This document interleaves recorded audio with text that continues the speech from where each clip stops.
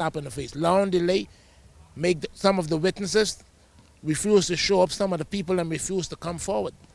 It was a long, on D'Angelo case, the only thing was good about it, we had a video. You understand? That's the greatest thing about D'Angelo case. We had a video that to show in court, that to show that whatever the witness them was saying was the truth. But what happened to the family who didn't have a video? Now, we played a report earlier where the police commissioner pretty much said that no external pressure played a role in them acting expeditiously or swiftly in this case. Do you agree with that? Do you accept that? I don't accept that. Sometimes I try to figure out if the commissioner believes have kids. If she have kids or she had anybody, she lost the feel, the pressure that would be feeling. You understand? And that's what I want to find out from her. If she have kids, and if it happened to her, how she will deal with it, or her family members, how she will deal with it. That's what I want to find out from her. Thank you, Mr. Evans. You just heard again from Mr. Evans, father of D'Angelo Evans, who was shot and killed here in the Masons Edition in 2018. I'm now going to turn it over to Miss Tasha Brown. She lost her son in 2017. I spoke with her moments ago, and her son was shot in the head from the back by a police officer who's now facing a manslaughter charge in the Supreme Court. That incident happened in 2017, but you didn't get a favorable outcome until last year, 2 years ago in 2024. How have you been coping? Well, it's been difficult. Very difficult because, you know, he was a child, basically. He was a minor, you know, he was 15 years old. His life hasn't started as yet, you understand? So it's been very hard on myself and my family. Mm-hmm. And what would be your response to persons who might say, notwithstanding the Cody Castillo family getting a desired result in 4 days, you got yours in, just under a decade, right? But you still got a favorable result. What do you say to persons who might argue, you still got the desired result, let's move on, and let's focus on the future? No, that's easy said than done until you are put in our position, you understand? Because the police officer that killed the American guy, he's now in prison. My own has yet to make it to court for his trial to start to make it to prison, you understand what I'm saying? So it's been very hard and it's been very difficult. Do you feel as though justice is still at your doorstep? Not as much. And why do you feel that way? Because they still dragging their foot. The case was supposed to start last year, May. They put it off for November. And in November, they put it off for May again. So I'm not even sure if it's going to start in May. Again, Jenny, you just heard from two families here who are still grappling with the loss of their loved ones who were shot and killed by police. They're not the only ones here. Of course, we have relatives of Azario Major, his father and sister here. Now, Janea, we spoke with the police commissioner earlier who gave us some insight on these cases, right? Making the point that each case is investigated on its own merit. And so what we'd have to consider is what compelling evidence, what compelling contributing factors were involved in Mr. Cody's case that resulted in swift justice, as we may call it, whereas in the cases of some of these families standing here, they didn't see some sort of closure until years later. What evidence, what compelling video, what testimony may have been provided that may have not been provided in these cases that resulted in cases being dragged on, arguably, in a coroner's inquest. And so these are things we'll have to consider even as we continue to chase this story. But for now, Janae, I'm standing here live in Mason's Edition, where we've just heard from families who are still hoping that the wheels of justice will turn in their favor, even though their matters have transpired and unfolded and rocked and shattered their families years ago. Years later, they say they are still chasing justice. For now, I'm Jose Etienne, sending it back to you at the desk, Janea. Much our Jose Etienne live tonight with those families impacted by police-involved shootings, a story we are continuing to follow tonight. Well, on to some other news. Former Prime Minister document, despite medical intervention, the 85-year-old passenger later succumbing to his injuries. The investigation remains ongoing tonight. Government signing a contract today to construct a new airport in Rumkey, marking a major infrastructural boost for the island. Officials say the 2,500 square foot facility will be built by Greenslate Construction. It's expected to be completed within 12 months. Developer Desmond Greenslate says Rumkey residents will be given first preference for jobs on this project. Have all the modern amenities that one would need. Fully air conditioned, seats about 20 persons, new baggage ramp. We also have wheelchair access, generator, as well as fully solar. Off the grid system will also be available to this particular airport. The new airport terminal to come is a project that speaks directly to the future of this island and to the future of Family Island development across our country. Today's signing is about making sure that the people of Rumkey, like the people of every Family Island, know that they're included in the growth and progress of this nation. Residents of Rumkey can also benefit from a new medical clinic. It's designed to improve healthcare access on the island. The 3,000-square-foot facility will serve about 60 residents, offering services including triage, treatment rooms, a doctor's office, phlebotomy, and clerical support with potential for dental services. The clinic is one of 3 facilities Prime Minister Philip Davis is expected to open in Cat Island, Rumkey, and San Salvador. It's designed to meet the needs of the residents here in Rumkey and for the growth that we anticipate the airport, the terminal, and the clinic will bring, because many second home owners are demanding that there is adequate healthcare services before they come to invest in our islands. And today is a step in the direction of a system that works. A system that sees, values, and cares for families in their time of greatest need. This clinic has been designed to provide comprehensive health services to the people of Rumkey. Prime Minister Philip Davis is now encouraging residents who've not yet registered to do so before the Easter holiday. This as speculation continues to grow over the possibility of the general election being called very soon. Speaking amid increasing political buzz, Davis stressing the importance of being prepared, urging eligible voters to ensure their registration is up to date ahead of any official announcement. His comments come as anticipation continues to build across the country, with many expecting the timeline for the next general election could be revealed within the coming weeks. Transparent. And people are reading the tea leaves. And they reading the tea leaves, they should be able to deduct what is happening. So what advice would you give to those who still haven't registered to vote as of today? They should be registered, try to get registered before Easter. Well, as House members seemingly gave farewell speeches in Parliament last evening, signaling the next general election is very soon, tonight we break down the difference between prorogation and dissolution of Parliament. Our Laurencia Smith has the details tonight. With the Parliament expected to be dissolved any day now, the stage will officially be set for the next general election. In the meantime, members of both the upper and lower chambers are delivering their farewell messages, marking the close of this parliamentary term. So exactly what does this mean for the parliamentary session? First, there's the prorogation of Parliament. You know, a term of Parliament is usually 5 years, and each and those 5 years can be divided into sessions. A prorogation ends one of those sessions of Parliament during those 5 years. That's the former Chief Clerk of the Parliament, Maurice Tynes, explaining that process. And then there's the dissolution of Parliament. And the life of Parliament. So a dissolution will end that 5-year life, or whenever the Prime Minister advises the Governor General to dissolve Parliament, a dissolution will end that term on the life of Parliament. In effect, all resolutions on the table come to an end, including government's plan to acquire the Grand Bahama Power Company. Tynes explains that the move is largely ceremonial, marked by the reading of 2 proclamations on the step of Parliament by the Commissioner of Police in his or her role as Provost Marshal. The proclamation, usually there are 2 proclamations.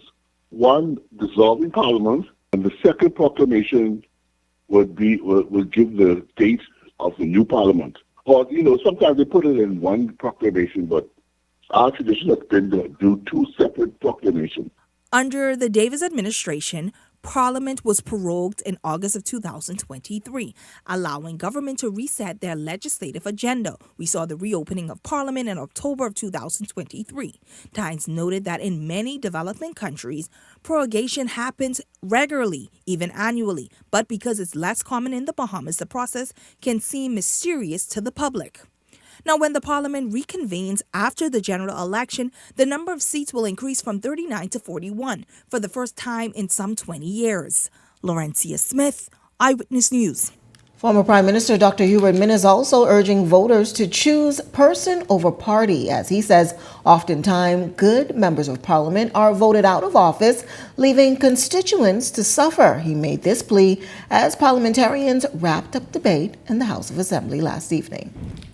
At some point in time, and we have to start, voting, not necessarily colors, voting individuals who have your interests at heart. There are some politicians who are doing an excellent job in their constituency. Excellent. I don't care what color they're. But because we vote color,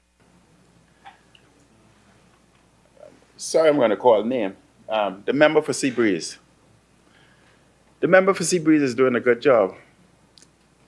But the member for Seabreeze, we would change her because we voting color, we moving yellow out. So what happens? What happens? That constituency suffers. They did themselves in. They moved an individual who has been doing good for them because they don't agree with color. We must move beyond that. We only hurt ourselves. Minnis, who's now gone independent, also pointed to other instances where he says good MPs become casualties of an election war. But what you did, you moved him. Now, Michael was fortunate, but how many would be fortunate? How many would be fortunate? You can move because of color an individual who's making great contribution and moving you and your constituency forward. And you move them because, oh, they're COI, they're FNM, they're PLP, they're so-and-so. But, Madam Speaker, that represents maturity. That represents maturity. And if we want this Bahamas to move forward, to take its rightful place in this world, then we must be matured. Environmental officials cracking down on inefficient and late garbage collection by contractors after continued complaints from residents. Our Danielle Dean has the latest tonight. Garbage contractors are now feeling the consequences of missed pickups and poor service, with at least 4 collection contracts already suspended. Environment Minister Zane Lightbourne says the problem of inconsistent collection has escalated in recent years, but insists the government is now taking a firm approach and holding contractors accountable. They're getting paid from the taxpayers' money to do the service, and we expect that they collect garbage, they collect waste according to their contracts, and if not, we're going to have to find persons who can do the job properly. The timely collection, we're still not pleased with the level of and consistency of some operators. As we know, this is a private operation that we have trusted to contractors, and they really desire these contracts for waste collection. Lightbourne says while most of the suspensions are short-term, they are intended to send a clear message that only contractors who can deliver reliable service will keep their routes. The ministry continues to receive complaints from residents, including concerns about missed collections and improper handling of garbage. So I'm only 100% pleased with this process when we have 0% complaints about the manner in which this collection is done. Some contractors are still leaving persons' bins out. They're leaving them, they're throwing them on the ground, they're creating litter in the streets, sometimes wet waste that cause rodent infestation, and it's just an eyesore aesthetically. It's a bad smell. The minister says contractors should fully understand the critical role they play and the direct impact their failures have on communities. He also stressed that operators must have the proper equipment to do the job, noting that some contractors have been working for months without sufficient trucks. If we want to be serious about this job, they have to, one, buy their tools, necessary equipment, meaning their vehicles and so on and so forth, It's unacceptable that some contractors have been on this type of contract for lengths of time, for years sometimes, and still don't have adequate vehicles. That's something we have to look at. So when you're subbing out jobs, that's quite fine with us. We're not getting in their business model, but they have to assure that the persons who they sub the job out to is doing the job efficiently and effectively. In the meantime, Lightbourne says the ministry has engaged other contractors to take over the routes of those now suspended to ensure collection continues without disruption. Danielle Dean, Eyewitness News. Debate intensifying tonight after Prime Minister Philip Davis defended the proposed $280 million acquisition of the Grand Bahama Power Company, calling it a move to end a, quote, unfair burden of high power costs. However, the opposition leader Michael Pintard warning the plan could be a costly gamble without enough transparency or a clear roadmap. Eyewitness News turning to social media, posing the question tonight: is the Grand Bahama Power Company acquisition a right move for the Bahamas? 43% of participants voting yes, it could reduce power costs and also support long-term growth. 38% voting no, it's too risky and could strain the country's finances. 17% voted only if there's full transparency and a clear plan in place. 2% voted that they were unsure. Be sure to continue to participate in our daily digital polls as your voice matters. Well, we've just added another access point to make sure you're up to date with all of our latest news. Follow the Eyewitness News WhatsApp channel. Scan that QR code on your screen, or you can visit our social media pages for the direct link. While you're there, be sure to follow Eyewitness News on Instagram and Facebook. Well, if you've got a news tip or if you've seen news in the making, call the Ion News hotline, 397-6397. We also invite you to send your letters to the editor for publication on all of our social media platforms, Eyewitness News Bahamas @gmail.com. And if you're on your Facebook or YouTube page, share your thoughts about today's stories in the comments section. We want to hear from you. We're just getting started in Eyewitness News, but when we come back, PLP Member of Parliament for Exuma and Ragged Island taking aim at the Free National Movement. We'll tell you why coming up. And later tonight, the Teachers Union back in the headlines over deadlines promised by government. We've got more on that right after this break. Vibes is resilience in motion. So even when things go out of sync, we do what it takes to bring the vibes back. At BTC, we understand your vibes because we live it. That's why we are dedicated to building a network as resilient as you, with a team of familiar faces working every day to keep you on beat. You are at the heart of everything we do. Our commitment is to keep your vibes flowing, no matter what.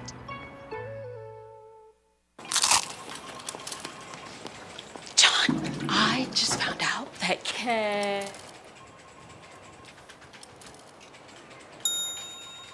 KFC has an irresistible promo. Crunch into the juicy flavor of the new KFC Wrap Star, a classic made modern that's crunchy, melty, and grilled to perfection for all the journeys of your day. KFC, it's finger-licking good. It's back, Agri-Expo 2026, presented by the Ministry of Agriculture and Marine Resources, April 10th through 12th at the Gladstone Road Agriculture Center. Agriculture, our heritage, our future, comes alive with the latest farming technologies, exciting cooking demonstrations and competitions, Bahamian farmers and vendors from across the islands, fun for the kids at the Kitty Corner, nightly musical concerts, and free admission for everyone. Bring the whole family and celebrate what feeds our nation. Agri-Expo 2026. Let's get growing.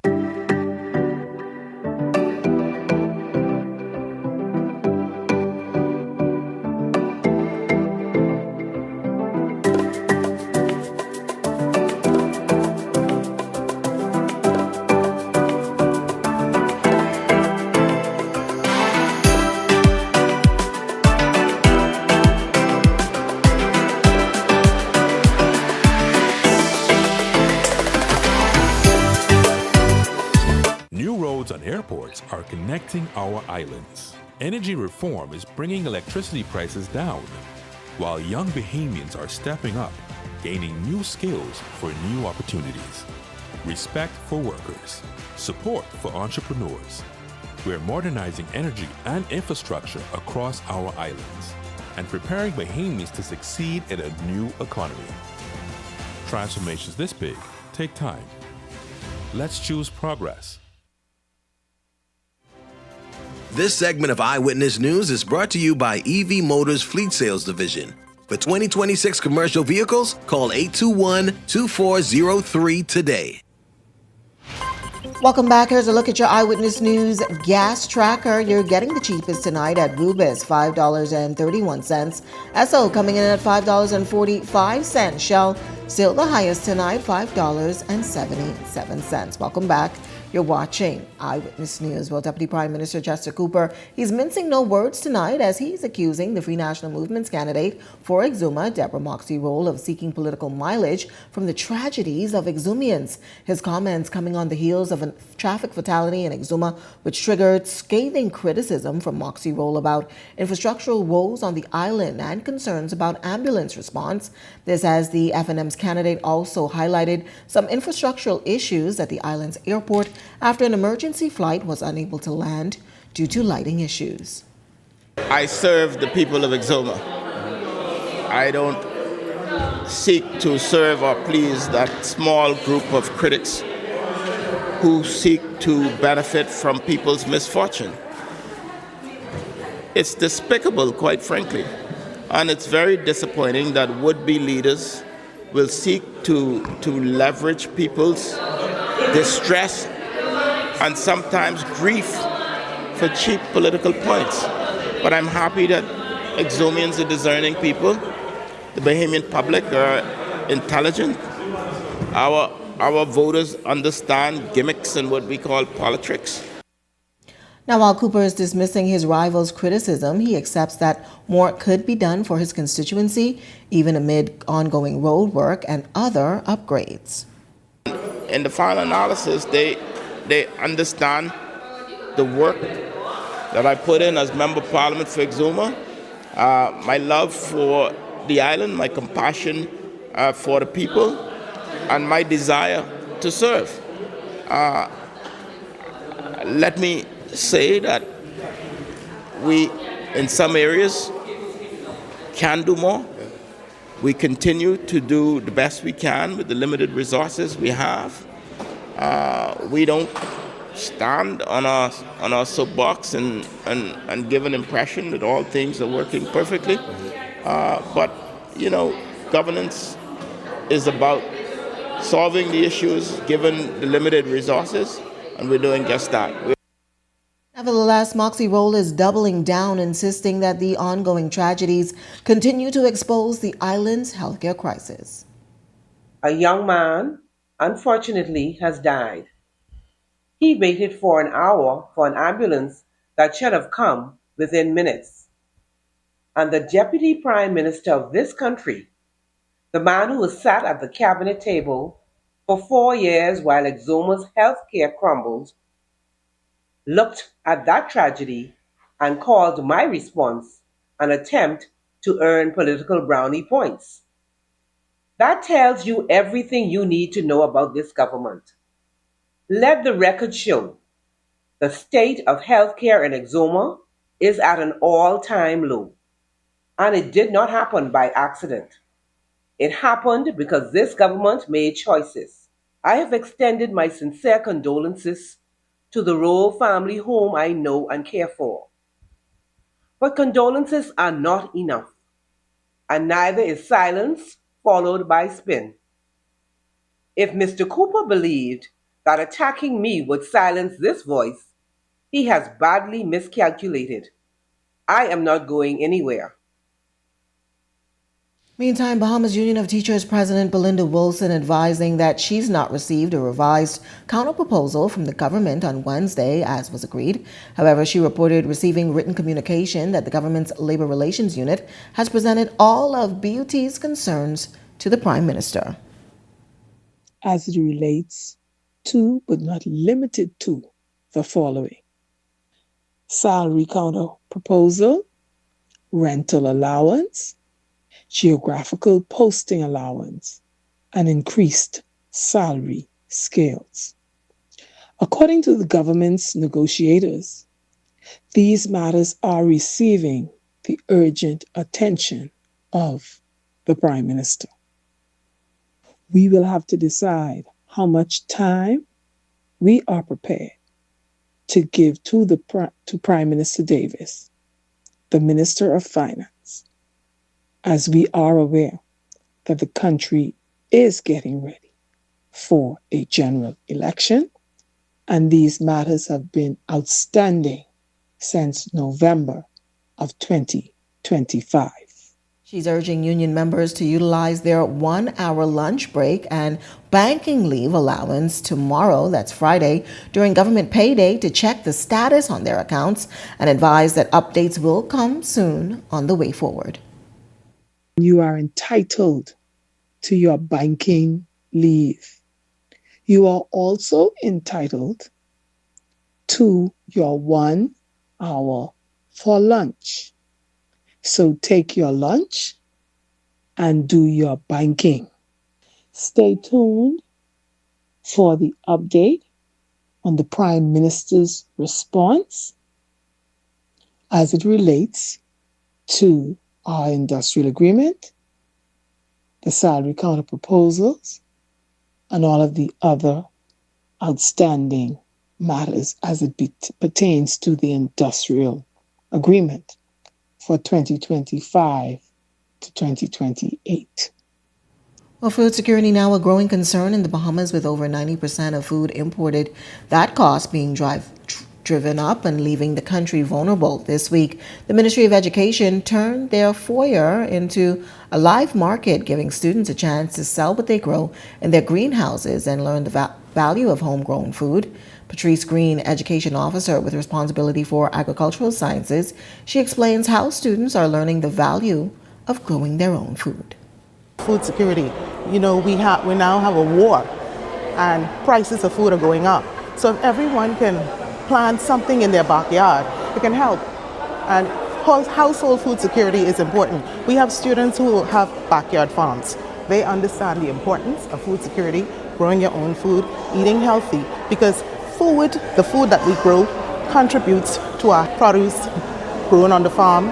So we just want the community to know that agricultural science is alive and well in our schools, and we are serious about food security, and we are serious about developing and growing the agricultural science programs and agriculture in the country in general. Schools are taking part in the bustling student market, and all proceeds will go to their backyard farming programs. They're growing everything from onions to tomatoes, kale, and even eggs. The students are selling a little bit of everything. We spoke with students from Anatole Rogers High School, the D.W. Davis Junior High, and the Shaw program. We spent literally weeks trying to select the perfect plants to bring out, making the boards, collecting pictures and stuff. It was very fun. I feel like as a young person, it's my duty to educate myself and my peers about how we can grow our own food. Pretty fun because it brings everyone together to have a good experience, and it's something teenagers don't really do. So I don't want to go to no other class really. So you think maybe in the future you could possibly think Yeah. about entering the agriculture field? Yeah, I want to have a big farm. Yeah, I want to be a businessman with a big farm. Some of the things that you've learned thus far. Not to put too much water when you put in the plants. That's is the guy like that. To put too much water a little bit and make sure the plants get sunlight. Well, still to come in Eyewitness News, political watch is back. This time, another candidate in the hot seat. We've got the details, but first, a check on tonight's weather forecast.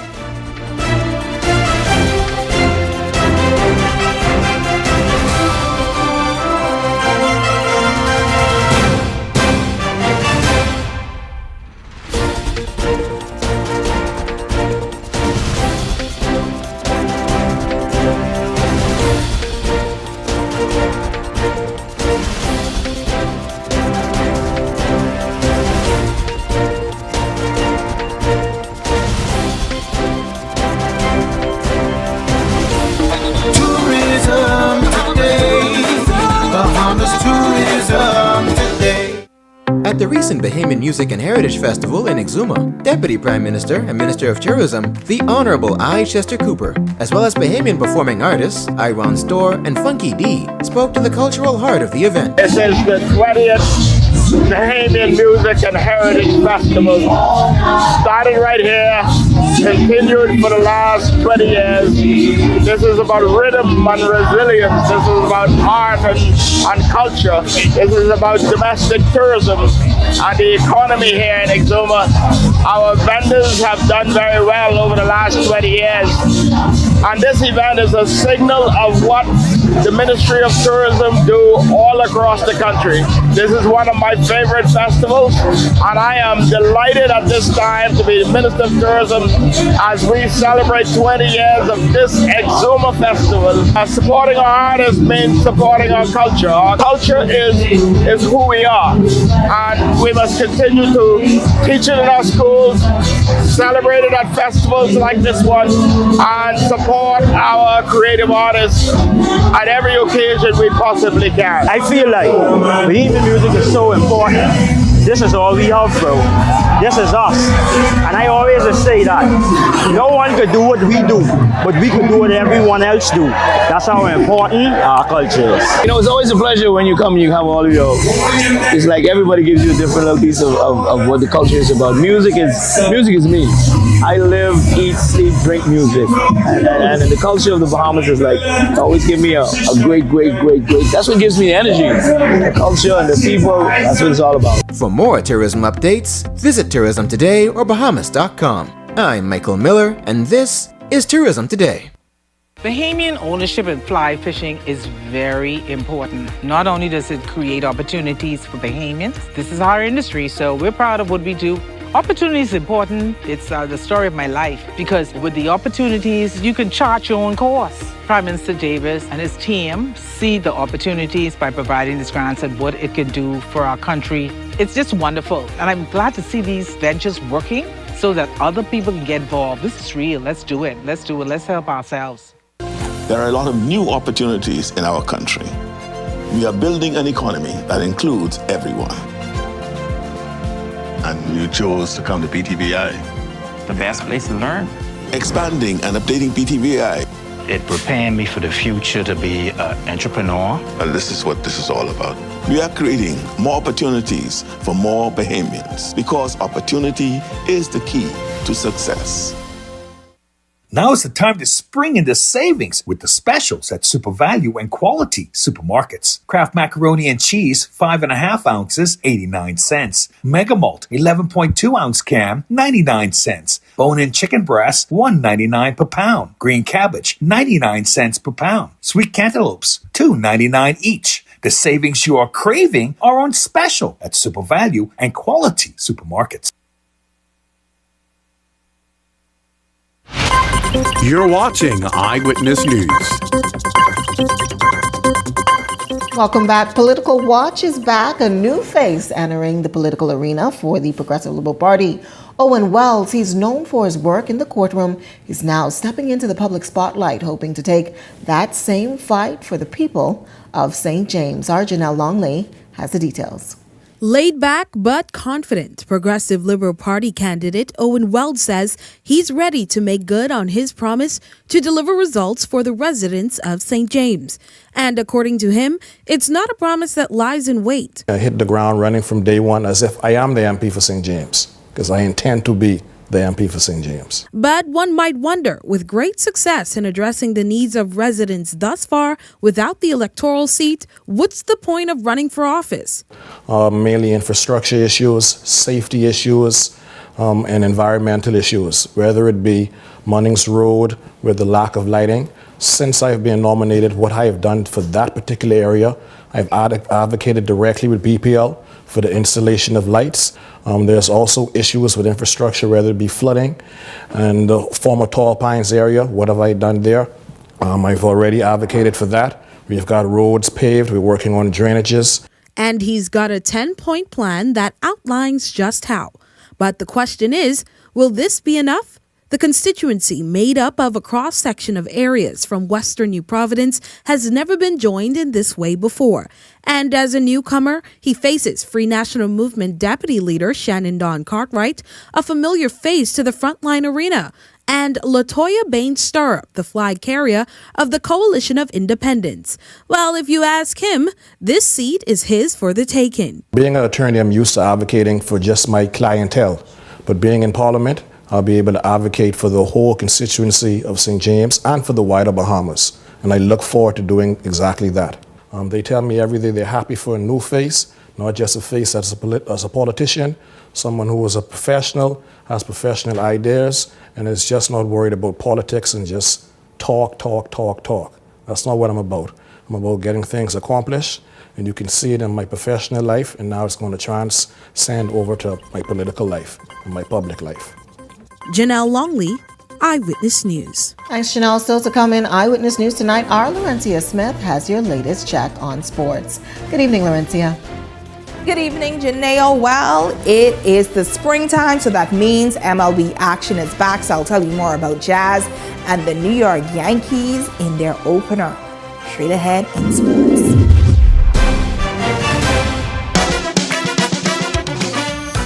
This is the inaugural edition of The Movement, your energy and transport briefing, bringing you updates directly from the Ministry of Energy and Transport.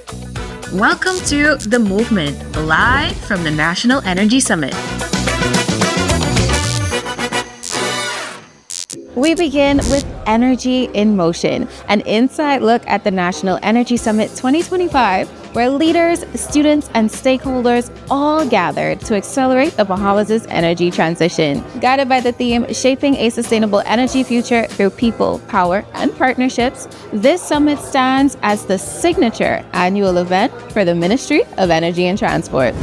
As the Minister of Energy and Transport, my vision of a sustainable energy future is driven by three conditions: reliability and security, affordability, and low carbon.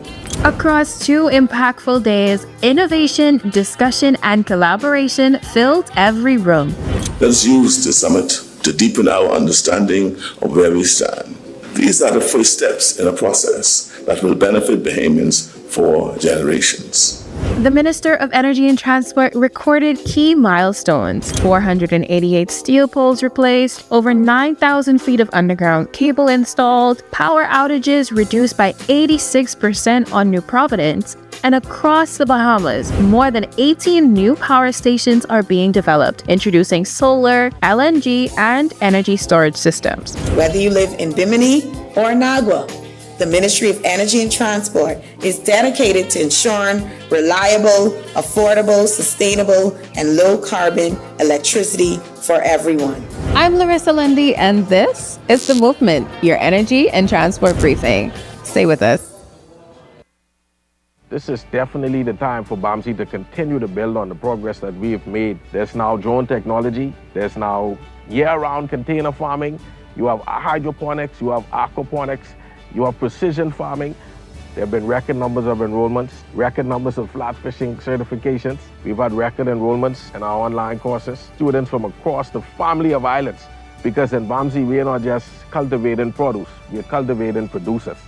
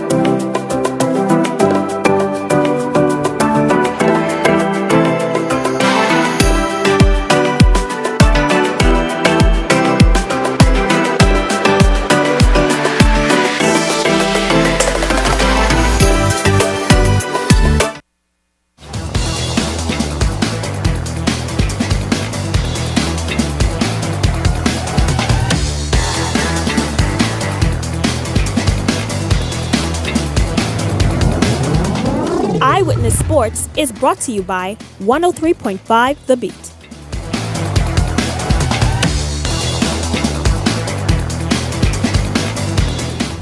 Welcome to another edition of Eyewitness Sports. I'm Laurencia Smith. Thanks for joining us. Topping sports tonight from the baseball diamond. Jazz Chisholm Jr. and the Yankees shout out the Giants on MLB's opening night. The 2026 season got off to a flying start Wednesday night as the Yankees visited the San Francisco Giants, and it was all New York from the first pitch. The Yankees cruised to a 7-0 win in the front of a sold-out crowd in the Bay Area, making a statement on opening day with Chisholm Jr.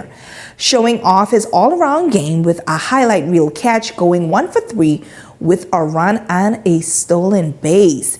Chisholm Jr. is coming off a standout 2025 season where he notched his first 30-30 campaign with 30 home runs and 30 stolen bases. He batted a .242 with 80 RBIs, earning a Silver Slugger award, and split his time between second base and the outfield in 130 games. The University of the Bahamas women's volleyball team saw their playoff run come to an end recently in the New Providence Volleyball Association.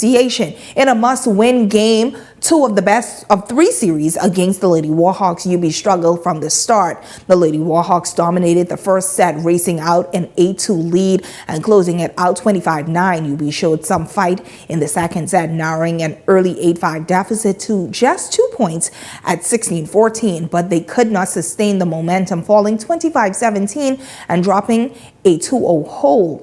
In the third set, UB found their rhythm, trailing 16-3 before losing 25-17. The Lady Warhawks swept the matchup 3-0, clinching the series 2-0. We had a good week of practice and everything seems to be on point. We seem to be ready for this game tonight. And I was 100% certain that we would have won this game. When you have key players who, I don't know whether they're nervous, whether they panic, but we should be at the point now where we shouldn't be panicking or we shouldn't be nervous. We should be comfortable. UB finished the season with a 10-7 record, gaining valuable experience as they look ahead to the next season. And finally, in sports, the U.S. Ambassador Herschel Walker paid a courtesy call to the Minister of Youth, Sports and Culture, Mario Boleg, on Thursday. The visit included exchange of gifts from both officials discussing ongoing programs and initiatives aimed at youth development, sports, and cultural programs. Well, that's a quick look at sports at this hour. I'm Laurencia Smith. Stay tuned for more news on the other side of the break. At BOB, we take pride in our business banking. I chose Bank of the Bahamas because it was a Bahamian-owned bank. The bank has certainly supported our evolution through overdraft facilities, purchasing of equipment, facilitating of salary payments, and I really believe that Bank of the Bahamas is able to help in the development of the local economy. I would truly recommend the services at Bank of the Bahamas. Tasha, what you saying? Girl, right here, rushing to cash J.S. Johnson. I gotta renew my insurance. Oh, I with JSJ too, but I don't wait in line. I just pay online. Stop it. How you do that? Just email info@jsjohnson.com and say, sign me up for the online service center. They'll reach out and hook you up. You ain't never have to stand in line again. Amen to that. Save time. Pay online. Sign up for J.S. Johnson's online service center today. Insurance, peace of mind. We have made significant progress on the installation of the temporary causeway at the Tino Beach Bridge. The causeway, when completed, will allow all vehicle types to access Tino Island with no weight restrictions. So since the passing of Hurricane Dorian, the Lucayan Service Company has been challenged over the past 6 years. We have had major failures within the interior parts of the island on Grand Bahama Highway that lead across to the eastern part of the island, which is the Casarina Bridge and the Sajak Hayward Bridge.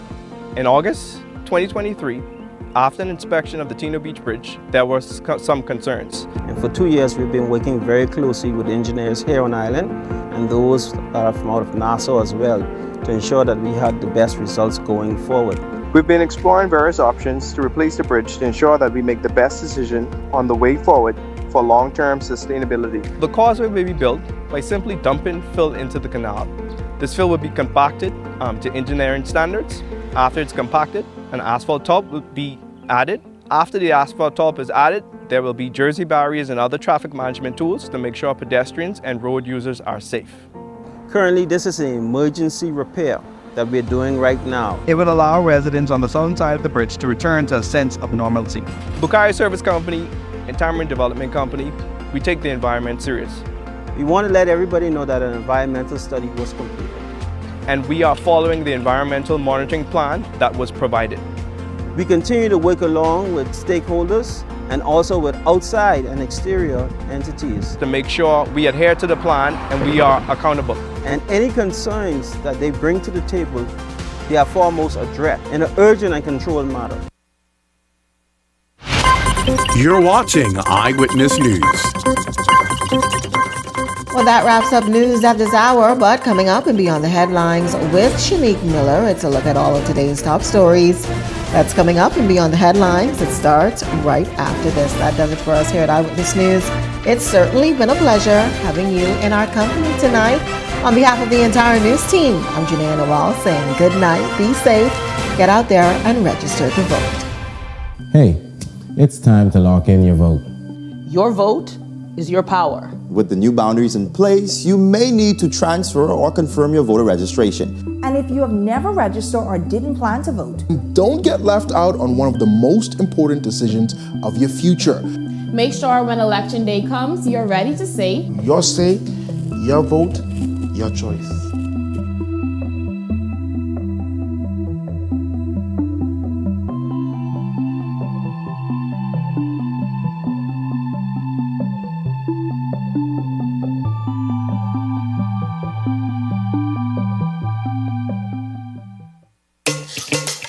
Wealth should not only belong to a select few. At Investar, we believe the door should be open to everyone. We provide options for planning a better future.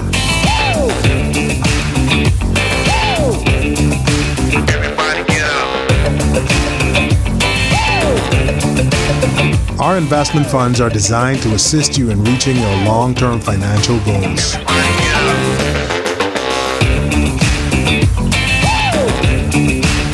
Let us show you how. Everybody get up.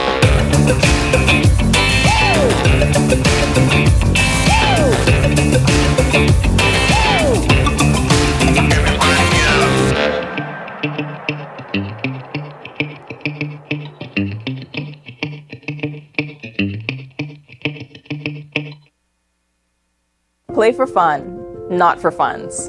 In the Bahamas, we play hard, but we live smart. We love a little competition, a little excitement, a little thrill. And at Idle Luck, gaming is all about entertainment. Shared moments, celebrating the wins, and enjoying the experience. The key is simple. Play for fun, not for funds. When you set a budget before you start, and know your limits, you stay in control. And when you're in control, the game stays what it's meant to be. Fun. So play for fun, not for funds. Must be 18 and over. Island Luck reminds you that it's only a game, so please game responsibly.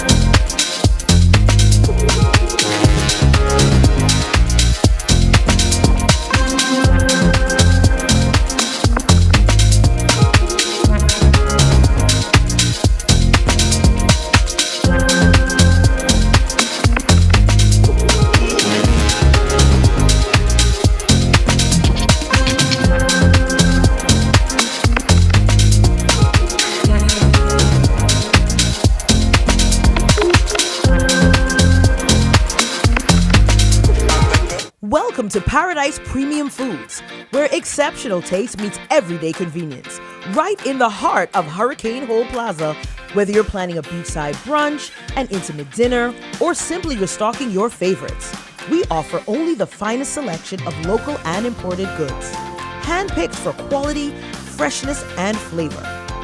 At Paradise Premium Foods, shopping is effortless, service is personal, and every visit feels like a treat. From gourmet meals to go to organic essentials and indulgent treats, this is your neighborhood market elevated. Live well, eat better. Discover Paradise Premium Foods, now open at Hurricane Hole Plaza, Paradise Island. Paradise Premium Foods. Taste the difference.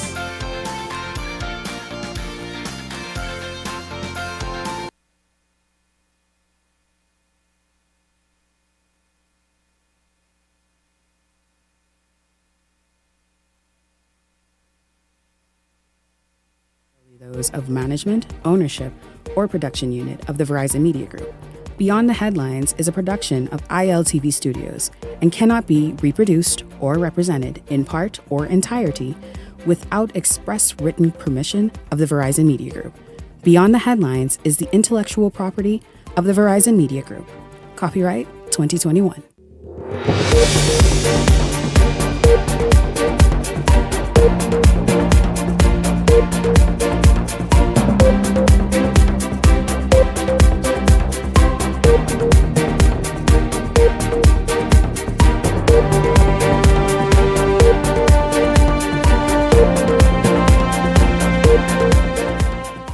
Coming up, the Commissioner of Police says no pressure on her or her team to carry out swift justice on a senior police officer that killed an American pike worker.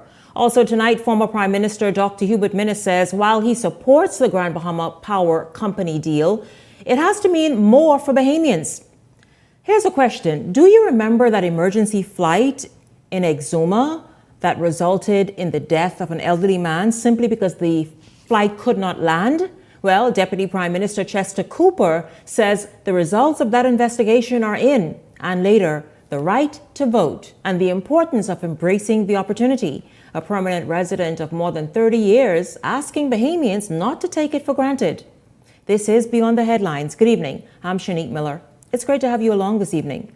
Well, this evening we start with news from the Royal Bahamas Police Force. You all know the Royal Bahamas Police Force has been under a harsh spotlight since Sunday after a senior police officer, an ASP, shot and killed an American worker for the Pike Company. Of course, you know, they have been here in the Bahamas working with BPL for quite some time now. That incident has unfolded. We have discussed it numerous times. But tonight, Commissioner of Police Shanta Knowles is speaking out. Here is Linton Ritchie Jr. with the story. There was no pressure put on the Royal Bahamas Police Force to bring a conclusion to any matter that we're investigating. We saw the evidence very early and actually from the scene, and we began to act. Amid mounting criticisms against police officials acting swiftly in the police-involved killing of an American man while seemingly dragging their feet in cases involving Bahamian citizens, Commissioner of Police Shanta Knowles pushes back, insisting the system favors no one. Eyewitness News understands that dashcam footage obtained from the Pike Corporation truck driven by the victim captured the fatal shooting, playing a key role in advancing what turned out to be a criminal case. But with 48-year-old Michael Russell, a Bahamian man fatally shot by an off-duty junior cop less than 48 hours later and no charges levied against the officer, fueling critics' narrative of favor, Knowles outlines the difference. As if there was some justification, but we're not going to conclude that right now. We are going to continue to investigate that. There are some other evidence that the officers are trying to collect, and then a determination will be made. Regarding cases still before the coroner's court, leaving Bahamian families in limbo, with justice seemingly in far reach, police officials cited the challenges faced by the legal system. These cases take a long time before an inquest can be heard, and that's something for the courts to determine how quickly or how swiftly they can move with hearing these matters. But we will continue to do our part as police officers or as police investigators to make sure that all of our investigations are in line with policy and with the laws of the Bahamas. Now, with the courts moving forward, Commissioner Knowles made it clear she's satisfied with the charges and investigations. The embassy or any other country who's represented here in our country have a right to look out for their citizens, just as we have a right to look out for our citizens in their country. We are quite capable of collecting evidence, understanding the evidence, compiling it, and presenting it to our DPP for conclusion. And welcome back, of course, out here live. You heard, of course, the commissioner says, listen, it was investigation really that led her and her team to make the moves and the arrest and obviously the charges that followed. My panel is here, and we've had a lot to say about that all week long. I want to know what their thoughts are this evening. And so welcome to Beyond the Headlines, Cassia Stewart and Ellington Ferguson. Gentlemen, good evening to both of you. It's good to have you both here tonight. Shanique, it's always a pleasure to be here, and it's a wonderful evening, wonderful evening. You're looking nice in this Thank you. outfit. Yes, Ellington. thank you. Shanique. Thank you. You both are looking quite handsome as well, like, even though we are straying. Yeah, you all two get carried away. I must remain Stay focused. That's right, Ellington. You stay focused. Refocus. Yeah. Calibrate. Recalibrate. Absolutely. But gentlemen, I'll tell you, this is nothing funny. It is the most unfortunate thing. I was discussing earlier today with Jose. Jose is the one who's been following the story. Linton, of course, did that report, but Jose did the initial story and talked about a video that's out there. I remember saying to a former senior police officer, only a video that perhaps tells the whole story can somehow vindicate this officer. Well, there is a video, and I don't know if it vindicates him, but you all saw it this evening, though. The Commissioner of Police is saying, listen, there's been no interference. There's no FBI. There's no this and the next and the next. She and her team, based on investigation and I guess evidence presented, made the call that they did. Well, of course, everybody in the Bahamas is surprised at the speed of this case. Everyone from the man in Bamboo Town, the one on East Street, everybody's shocked because while you're saying that there is no pressure, we all know that the U.S. Embassy has issued statements. We want justice and we want it fast. And coming from the the ambassador, and then he then reiterated with thank you for the fast justice, in other words. And so I'm sure he made his presence felt. And so for us though, while it is unfortunate and for the young man to be killed in the streets, we want to make sure that the whole circumstances surrounding this case comes out, because whilst on one side they want justice, I'm sure the family of this police officer also wants a fair hearing, because he has to also state his case. And so, but I'm just surprised to see how fast it all happened. I'm not sure. We didn't know that sometimes it goes through the coroner's court as well too. I know, but I'll tell you this, because we were discussing that before airtime, and normally when there's a police shooting, yes, there's immediately. Well, that's another thing. Not immediately, right, but you know what I mean. The process is there's a coroner's inquest. Yeah, exactly. And then that finding then proceeds to the courts. And so all of that was swiftly bypassed, yes? But I don't understand why. I mean, for me, though, it doesn't, I mean, if we have a process, then let's follow our process. And I understand the Americans want blood and they want it now, but they have to understand that we have a system in place. The same way if the situation... But it's also don't honor our systems. Remember the barefoot bandit? And we're going to get back to the topic at hand. What getaway? He was flown out of here. Yeah. So remember the barefoot bandit and anybody else. Remember the lady who was perhaps intoxicated and maybe had some mushrooms, and in the police station she fought the police and defecated on the floor and all the stuff, and then she too was sent out. Yeah. You all remember this? See, yeah. It's vexing in a way to see how when the legal system acts and when it doesn't. They call it Uncle Tom. We know Uncle Tom. Yes, they call it Uncle Tom. He's Uncle Tom because you don't stand up for what you believe. You don't stand up to even defend your own laws. And so, man, we understand that the America's all powerful, and we understand that America could squash you like a mosquito. But at least let them know that, listen, if you can squash me, squash me following my rules. And so, our rules is that, listen, if somebody is in this position, there is a process. There's a coroner's court, there's an inquest, and then we make the charges. If you bypass that for one, then the whole thing, because the reason why, when you study law, the reason why you see the statute, the law, she has a blindfold on, because the law is blind and it's supposed to be universal. So if the law becomes for one and one person can get away with it, that means the law becomes invalid. The law is supposed to be across the board. No one's supposed to be able to circumvent the law. If one person can circumvent the law, then the law is invalid. But that is where your sovereignty comes to come into play. Ellington, I know you want to jump in. Yes, absolutely. Shanique, while you cannot deny the fact that there have been or there are some brought to bear some pressures on our country, on our law enforcement agencies as it relates to this case. That is without question. Now, whether or not the Commissioner of Police and her team acquiesce to those pressures or whether they went about and did their fair investigation and find that this officer should be charged before the court, that is another thing. At this stage, I'm not prepared to second guess that they didn't do that.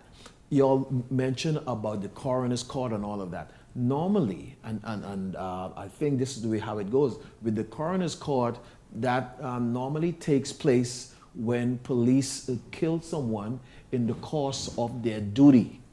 This was a case where this was an off-duty officer. It has nothing to do... You don't think that the fact that this man is an ASP and he exchanged or discharged rather his weapon and that happened, that's if it were a Bahamian on Balls Alley, that it would have gone to the coroner's court? I am not believing that based on information, and I don't know the details. I'm only knowing some preliminary stuff that we've heard. And for me, it appeared to be straightforward. I don't know, again, the details. But based on that, if it goes that way, I think they had a clear-cut a path to take as it relates to charging this officer before the court. This was nowhere near in the discharging of his duty. He was not attempting to arrest somebody or executing his duties somewhere. Okay, there's some other incident happened during his off hours. And so that's why I believe that it doesn't necessarily end up in a coroner's court. A rather technical discussion. I wonder if it's actually seen and treated that way, Cassius. But I mean, I think, like I said, for me though, like I said, it's a double-edged sword because everybody in the situation is hurting. The woman, because she's now pregnant with a son. Nobody wins. She's hurting, and we feel her pain. The wife of the ASP, she is hurting now because now her husband has taken away the breadwinner of their family. So nobody wins in this regard.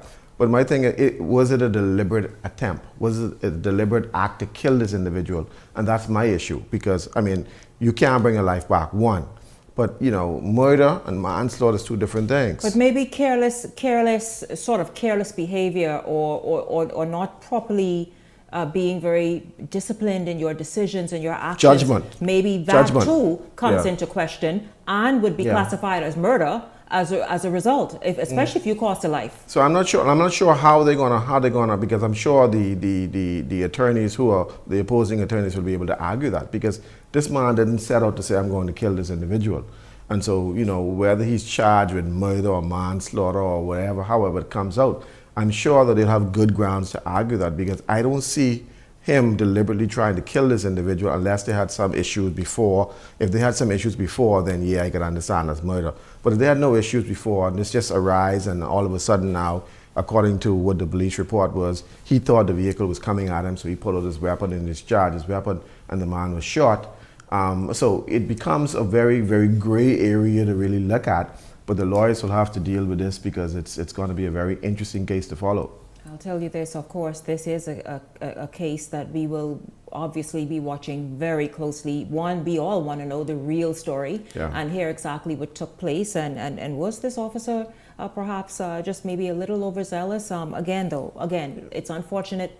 Or any way you look at it, it's unfortunate. It's always judgment. And not to trivialize any of it. It's always judgment, but you got to understand training. Police officers are trained. They have even sometimes you see videotapes of police officers in the U.S. and they just pull out their gun and start shooting because they train that way. That's the way they train. And so sometimes that training kicks in and it's almost like a automatic process in your system.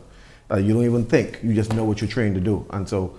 But also, too, you got to understand that restraint and judgment comes into play at some time as well, too. And then, Cassius, that training should come only with an imminent threat, where it's obvious that this, whoever the person is either reaching in their clothing or has some kind of weapon that they're beginning to reveal. Remember the other day, the ICE officer in the absence of that. The ICE officer the other day where the woman, she decided to pull off, and he pulled out his gun and he shot her.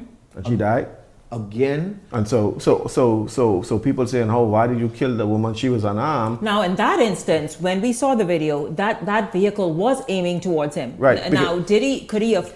And the U.S. law states that once somebody uses that vehicle itself is an ammunition. But that's the same thing in the Bahamas too. Weapon, yeah. It's the same thing in the Bahamas. See? It ain't just U.S. law. The same thing. Again, so your vehicle could be ammunition. Your phone, your knife, wherever could become a weapon. If you come at me and I'm a police officer, I'm thinking now you're coming to kill me. And so the same process. Well, so the same argument they having there. What's the name of that state?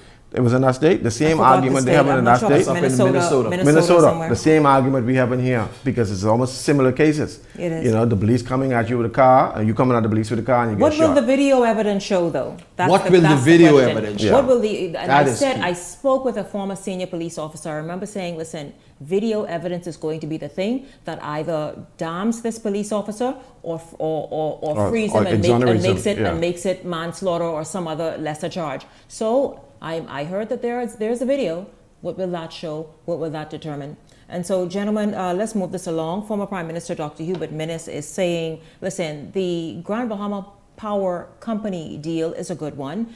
We all have heard the narrative around it. Grand Bahama pays excessively more than anywhere else in the nation. And of course, you know, recently there was a request for an increase in their electricity bills as well. So they have been screaming now for quite some time as a result of what's happening at the Grand Bahama Power Company. So Dr. Minnis says he agrees with the deal, but not so fast. A couple of things. The government should determine its worth. Are they losing money? Are they a profitable company? What's their worth so that they can know exactly what to pay for it? And then after that's done, Bahamians will restructure, yes, but let Bahamians benefit in terms of bonds or stocks. Your thoughts, gentlemen, about what Dr. Minnis is saying? I mean, well, no government goes into, or no sensible person goes into buying any corporation without finding out those things. First, you have to know whether it's profitable, one. Second of all, you got to know whether or not it makes sense, it's going to make you money. Now, you're going to buy something that you're losing money or you're leaking. But the issue for me is that there's no reason why the Grand Bahama Port Authority is not profitable. Because first of all, you are a monopoly, one. Mm-hmm. Second of all, you have the largest oil facility, storage facility in the Western Hemisphere in your back door. Who is selling fuel to the Grand Bahama Port Authority at such high rates that's costing the electricity rate so high? Or another point, is the rates inflated so that you could fuel the parent company, Port Authority, on whatever they're dealing with. And so there's a lot of different variables in that equation. But for me, though, you know, we need a sensible approach across the board for, you know, governments controlling these organizations. How about making the company public, where Bahamians can buy into it and make money? You know that they can, through bonds and stocks, or however. Let me tell you the secret with that, right? Most of these companies do that, you know. But by the time as the share offerings open up and close, it's you don't even know what happened. You know, not at all. You don't even know what happened. No. I mean, I've been able to sketch some of them. Some of these open and close, and I just was because you know someone who knows someone, say it's time to buy, and you buy some, but in 2 days it closed. Mm-hmm. And so only those who know when they open it gets. Mm-hmm. So even if this become a public offering, Shanique, you wouldn't even know. You're right. You wouldn't even. I mean, that's just the way it is. You're right. And so, but this is why, I mean, we need to look properly at our stock exchange, which is really a joke, and but we really need to look at opening up the international stock exchange for Shanique and me to invest our money. First of all, I'll tell you this, and I don't want to jump ahead. Ellington, I'll let you jump in a minute, of course. But speaking of opening up the international stock exchange for all of us, right? Within the U.S. territory? Exactly, that part. Bahamians are super excited about Sunday. We'll talk more about that tomorrow evening. But I got a call from a member of my youth panel about opening up social media so Bahamians begin to realize a different stream of income. Hallelujah. I tell you that. I tell you. Apparently there's a major seminar, conference, meet up with the Prime Minister on Sunday to make that happen. So everybody our eyes are trained on that, waiting in anticipation. Ellington? And as I go into my comment, when you talk about opening up social media, you gotta open it up and understand social media and all of the logistics that goes into it. As you know, there's a major multi-million-dollar lawsuits that just have been won in California as relates to a lady that was accusing social media both Google and TikTok and those of being contributing to her mental illness. And they won the lawsuit. Listen, no, you don't understand that, and that was a lawsuit, and they won. I think to the tune of about $3 million. Yes. It is. Sometimes you wonder, like, really, what? But yes, Shanique, to the topic at hand. But see, what Shanique is saying is that, see, we do Beyond the Headlines, right? We could take Beyond the Headlines and put it on YouTube. Right. If you got 1 million people who watch that, then you get 1 cent for every 100,000 people who watch it. And so that it's called revenue sharing. So you get, because what to do is that Google drops ads with inside the show. Right. And algorithms. So those ads then contribute to paying the content creator. And so that's what it does. So TikTok does it as well too. LinkUp will do it as well too. And so Instagram does it. They all mentioned in that lawsuit. So when you go live, they drop ads in there, or those ads then pay the content creator. But see, we had no way of benefiting from those revenue streams. And so now that if the Prime Minister is engaging that's going to be huge for the average man, because there are young people who are buying homes. They are hugely interested in that. Making hundreds of thousands of dollars every year just from creating content. Whether you can do it through advertisement or just running your content. Because even for us, Shanique, we used to do 1 million views on our TikTok. Hundreds of thousands. Hundreds of thousands of minimum, viewers. We got not $1 for that, not a cent. Not 1 cent. But now, if I get 1.9 million views for me on TV, then listen, we can make some money from that. And so that is where the Prime Minister is thinking, and I think that is a good step in the right direction for us, so that we can make money outside of the traditional box. About we ain't got to worry about the $280 minimum wage that we are stuck with.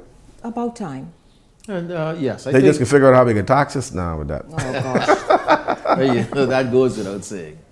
Yes, Dr. Minnis is spot on, and I think we just need to look at those variables that involves purchasing this company. I think the government should make shares available to Bahamian as they go forth into this. And yes, Grand Bahama Power Company is a company, like Kasia said, I can't understand with all of their freebies and all of the concessions involved why they can't be profitable without being an extreme burden on the people of Grand Bahama. And I think Grand Bahama people will welcome that lift of that burden if the government can deliver in purchasing that power company and lowering their energy costs. And it will do wonders for Freeport and Grand Bahama by extension. You know, Shanique, one thing, I think no government or no potential government candidate or so on could talk about what they're going to bring to the table and what they're going to do and what they're going to offer if you don't first figure out how you're going to cut spending. Because, we spending ourselves under the table. But I heard one man say he's going to build X, Y, and do this, and he's going to build 50,000 homes. You can't. First of all, tell me how you can stop the bleeding. Because we're spending $500 million a year we got to go borrow just to be able to run the government. So in other words, after we then bring in everything, we have to borrow $500 million to reach zero. To start over, you understand? So we ain't got no money. He said, listen to me, you're speaking of the leader of the opposition. He appeared on the show on Tuesday evening, and he said it will be, a lot of it will be done through private partnerships, public-private partnerships, in terms of reaching that 5,000 benchmark that he presented to build homes and get Bahamians in homes. But you know what? Anybody who speaks of public housing, in my opinion, doesn't understand and is really looking at a failed government. What the reality of what? No, because, nobody wants to live in those matchbox, those poorly constructed homes, really. If you could, I did ask that question. If you could do better. I did ask that. But the problem is, after 50 years, we reached the point where we have not empowered Bahamians to be able to build their own homes. That's an indictment on all of y'all who sit in Parliament. This is why lose us and let us go with this 50 years, social media. and we still talking about we can build 5,000 homes? No. If I was government, there would not be one home I built, because everybody would have enough money to build their own home. You got to empower people to make their own sunshine. The problem is y'all want to control the sun, and y'all want to determine when it shines. No, let the people build their own sunshine. Free us. Free us. Yay. Listen, I thank you, gentlemen, very, very much. We didn't get to the Exuma thing, which is something very important, because that's another thing, speaking of free us. Yes. Because how can somebody in New Providence be in charge of ensuring the airport lights are on a family island? It's just stupid. It is just plain stupid. And so where that person went? Shanique, for some bamboo shake. Shanique, we have automated systems now. All these systems could be built in over Wi-Fi. You could be in Timbuktu and turn the light on your phone. You don't need to be physically present to have these things operated. And then stop having so much red tape because you've got to go and ask to this one and then that one has to go to that one and send an email to the next one. All to say, can we turn the light on? This plane needs to land. But stop this backwardness. We are not in Mayberry. But you know, Exuma got one of the most beautiful hospitals in the whole Bahamas. Nobody to man it. Ain't nothing in it. I mean, it ain't functioning 100%. And so we need to make sure that these clinics are functioning so that we don't have to fly people out. Outfitted. Certainly, it's a health center. It's a very beautiful institution. It's very beautiful. When it was constructed, it's supposed to service the southern region. Right, it's supposed to be like serve as a hub. Well, and I think that's happening because Bakswin, you all know Bakswin. Bakswin intends on making Exuma the hub for all it's doing nationwide in terms of emergency response, emergency lift. So I imagine that's going to be outfitted very soon. And if you have to import people in, meaning medical professionals, well then let's do that. Because if we don't have sufficient... We can't do that, Shanique. How we can't do it? We just get stopped. We can't. I mean, unless you get them from Philippines or we have to get them from wherever we get them from, because obviously if Cuba is out of the... If Cuba is off the table, well then let's move forward with something else. But it has to be... Okay, the Philippines and Africa. Well, let's do it. It needs to be done. I'll tell you that. Listen, we are just getting started, y'all. Let me tell you something. We can stay on this and talk about these issues. These are the issues important to you, to me, to us. And so we're certainly not going to back up off of them. But don't go anywhere. When we come back, speaking of us and all this stuff, are you interested in voting? Do you plan on voting? Many of you are saying, why bother? Well, we have a permanent resident who thinks very differently. That right after this.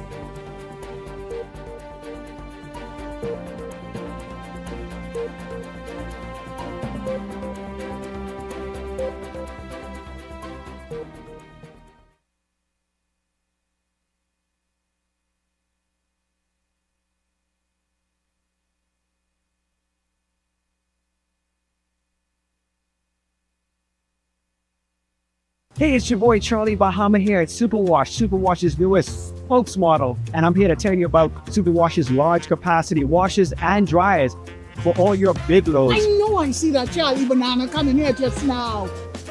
Luckily it's also big enough for me to hide it. I thought he was right over here where these large capacity washer and dryers is.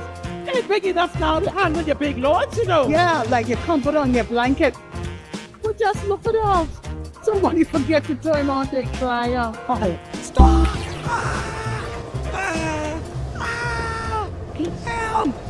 You hear something? Yeah, that's the sound of clean.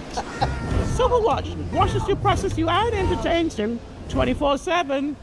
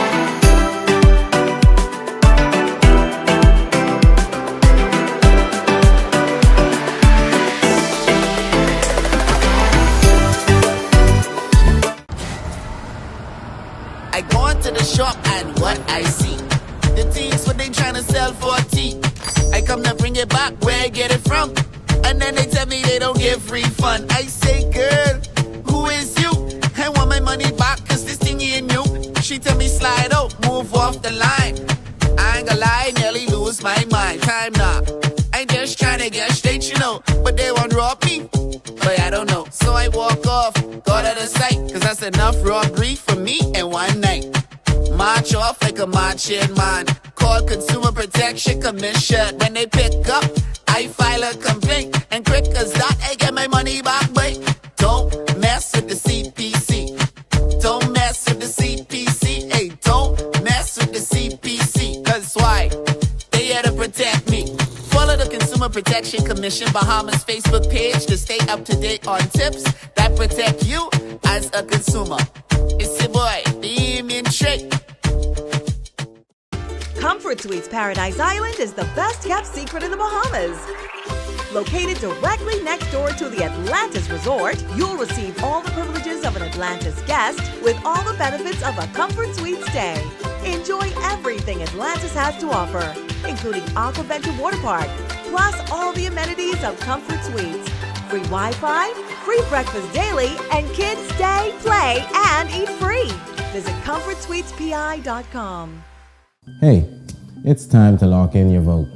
Your vote is your power. With the new boundaries in place, you may need to transfer or confirm your voter registration. And if you have never registered or didn't plan to vote, don't get left out on one of the most important decisions of your future. Make sure when election day comes, you're ready to say, Your say, your vote, your choice.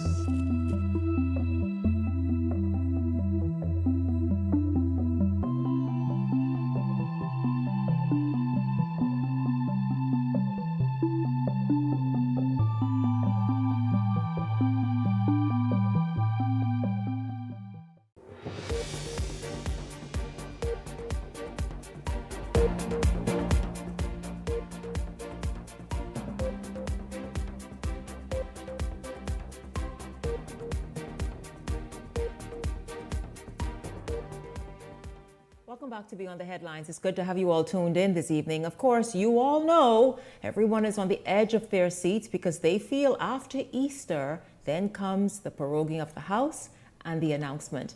Well, many people in the Bahamas and outside the Bahamas, but certainly in the Bahamas, are watching, whether they be Bahamian, whether they be registered, whether they be permanent residents, watching these elections, the election 2026.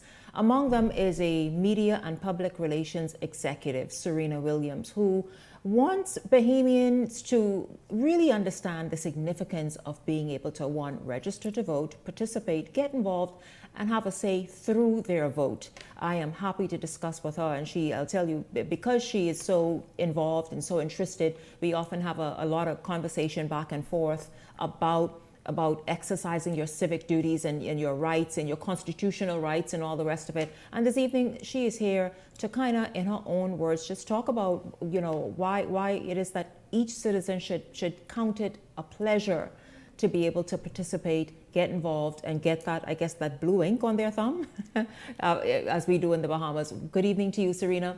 Welcome. Good evening, Shanique. Thank Hi. you. Yes. Yes, welcome to Be on the Headlines. It's good to have you here. I'm thrilled to be on your show. I watch every night, so I'm a big fan. Oh, I know you are, and I am so grateful. Thank you very much. You even, in fact, it's a sizable British or English UK community here in the Bahamas, and I'm so happy because what you do as well, you kind of share it with them as well. Yes. To bring them in, because if you're in a country, you ought to kind of at least be paying attention on some level. Absolutely. I don't think you can live in another country, a country that's not your own, without getting involved in the politics, to read the newspapers and keep up with the situation.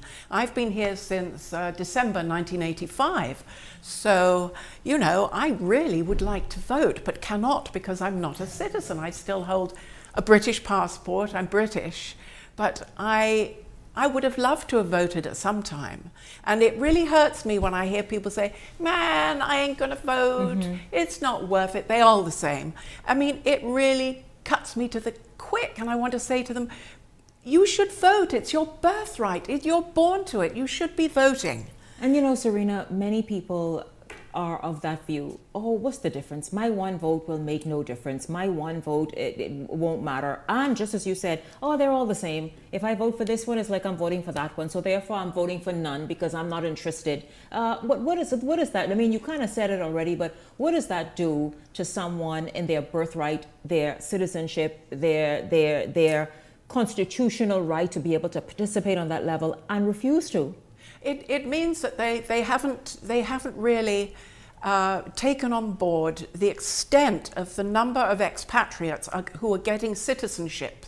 You've got Haitians, you've got Dominican Republic, Mexico, British, European, Canada, USA, all kinds of foreign people coming to this land and getting I mean, most days in the paper there's half a page of people seeking citizenship. Mm-hmm.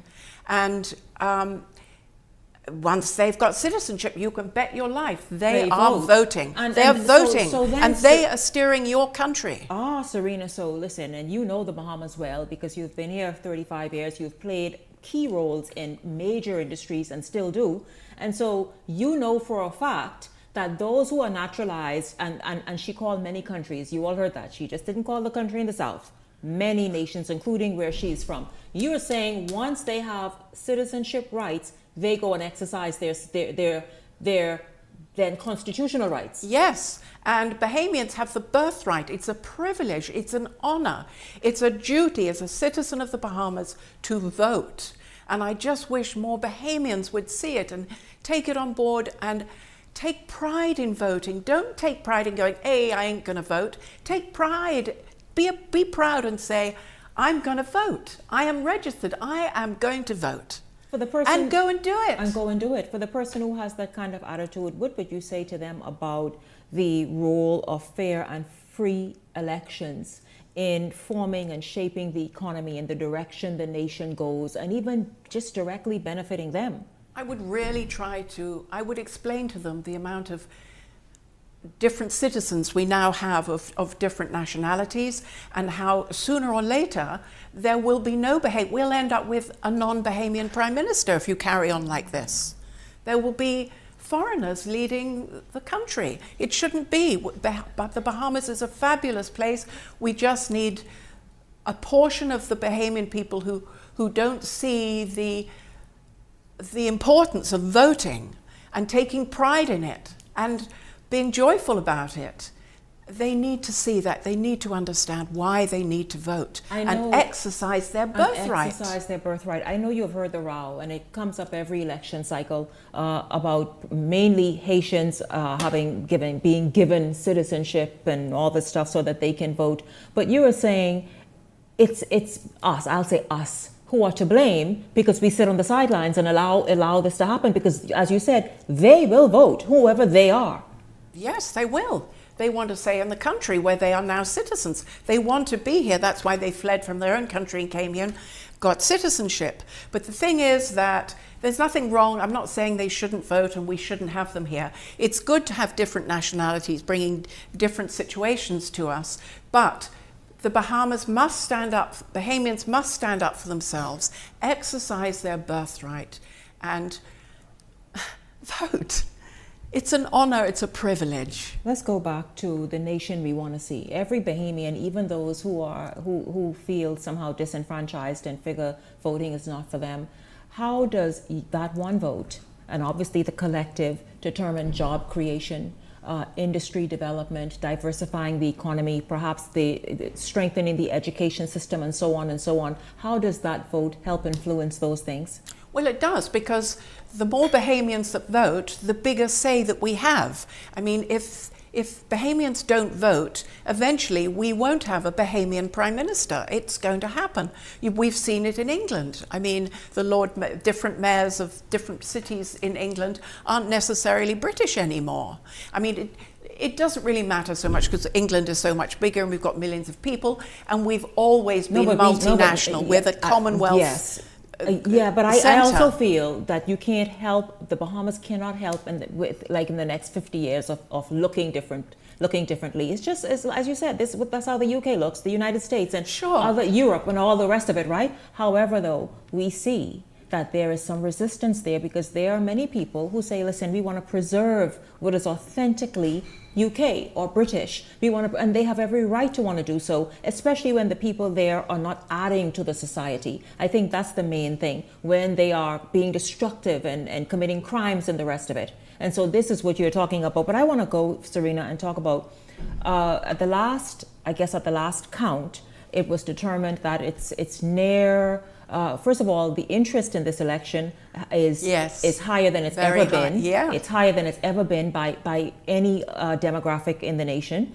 And also it's around roughly about 200,000, just under, people registered. So that is something that is quite interesting. But let's talk about the youth vote, because there's still, people feel as though that demographic still largely, even if they're registered, decides to sit out and not get involved and not be interested. Let's look at the youth vote and why it's so important for the first-time voter, the youth voter, to also participate and show up. I think it's got a lot to do with brought up. See, I mean, just thinking about myself, my parents voted a certain way, And it was always, you know, there was always a street party voting, and we had all sorts of things. And they would vote for the party that they wanted to see run the country. And of course, when I was old enough to vote, I too voted for the same party. But then, of course, as I got older and I started reading newspapers and getting my own view, then I changed parties. I voted for someone else. But it has to start in school. They should learn about the voting situation and why it's important. And at home, parents, go and vote. Take the children, let them see it. It's a matter of pride. Take pride in it. It's your duty as a citizen and to look after the Bahamas where you were born. I would think our elected officials are applauding you this evening because you know, the Bahamas has seen in recent elections sort of a trending in the opposite way of less and less people. Now, of course, it was COVID that is just coming out of sort of the last election, yet the Bahamas has seen a trending downwards of people showing up at the polls. The region, synonymous with it. Jamaica is synonymous with having low voter turnout. Barbados, who just had their elections, very, very low voter turnout. You are now, though, saying, listen, you all, this is something to get excited about. This is something that you are born into, and it's your birthright to participate in, and it's something to get excited about, not to have that sort of antagonistic attitude towards and don't want to be bothered.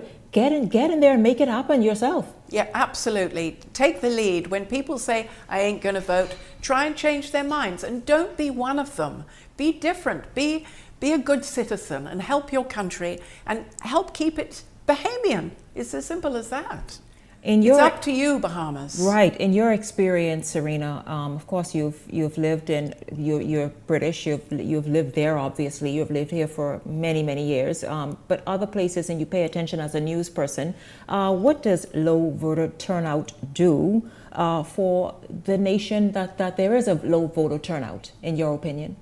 Well, it makes the ruling party, whoever wins the election, then realizes that there's people out there, their community doesn't really care who runs the country and does what. So there's more danger that they wouldn't be held to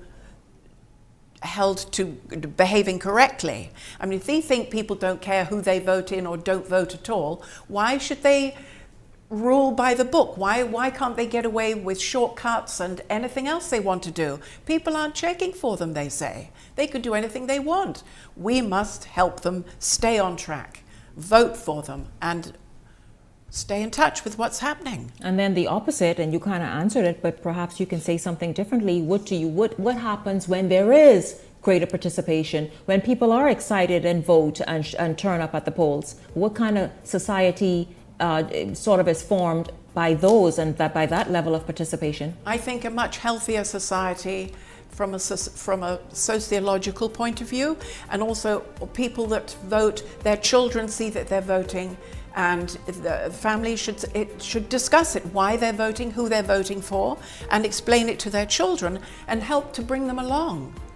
They are the next generation. Yes, absolutely. Now, of course, you mentioned earlier that, listen, you've been here for a minute, and you would love to be able to go and get your finger inked as well and vote. I would. You think that's something, like, you're serious, yes? Well, of course. Because, I mean, you've made such great contributions to the Bahamas and Bahamian people and to the workforce and the rest of it. Who knows if that's something that'll happen. But I want to give you an opportunity as we wrap up this segment to look into this camera right here and maybe speak to the Bahamian people about why this is so important, not just exciting for the rally stage and the songs and the attire, but for them to also go out there and vote on election day. Well, Bahamas, I'd just like to say that it is your birthright to vote. It is an honor and a privilege that foreigners don't have here, and you can bet your life that any foreigner that does get citizenship is thrilled to vote. So you must hold the fort, you must keep strong, you must vote in these elections. I'm not saying who you should vote for, that's irrelevant to this discussion, but do vote and enjoy it and be proud of it, and take the people along who ain't gonna vote. Take them with you and celebrate it and have a good time. Serena Williams, I thank you. You and I will continue to talk, obviously, throughout this election season and see exactly how it all turns out. And I hope tomorrow evening, on tomorrow evening's show, to have it's just a supporting message for what Serena is saying this evening with the youth vote and the first-time voter, to hear what they're thinking right now, as many people feel around 2 months away from a general election. And so we certainly will continue to help do our part. So Serena, thank you again. I think that the elected officials are applauding you and saying, very good, excellent, yes, let's help get them out. Let's help make that register even bigger. Thank you so much. I've enjoyed it. Thank you, Shanique. Oh, I enjoyed having you here as well. Thank you. Don't go anywhere, because when we come back, Ian Thomas is here and Direct Marketers right after the break.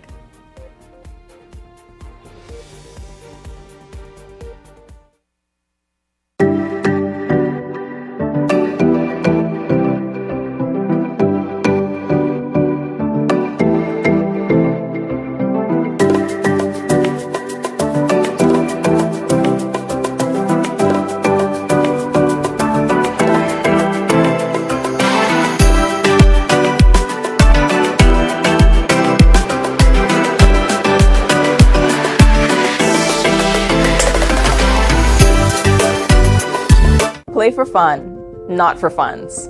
In the Bahamas, we play hard, but we live smart. We love a little competition, a little excitement, a little thrill. And at Idle Luck, gaming is all about entertainment. Shared moments, celebrating the wins, and enjoying the experience. The key is simple. Play for fun, not for funds. When you set a budget before you start, and know your limits, you stay in control. And when you're in control, the game stays what it's meant to be. Fun. So play for fun, not for funds.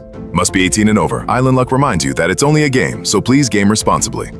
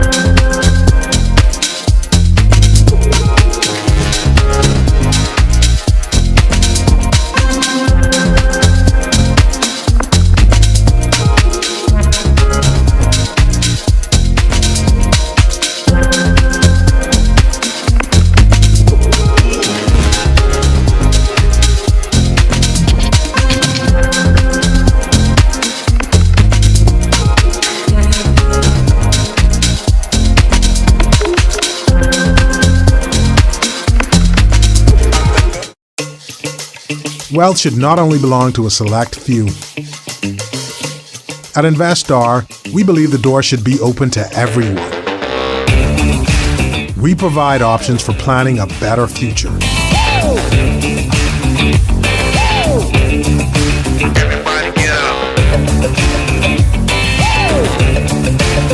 Our investment funds are designed to assist you in reaching your long-term financial goals.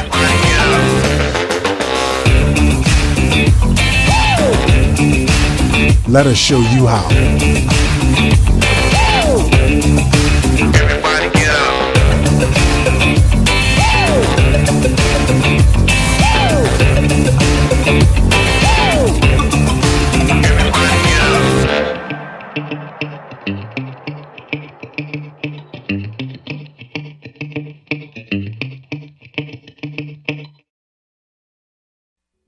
This segment is brought to you by EV Motors Fleet Sales Division. For 2026 commercial vehicles, call 821-2403 today.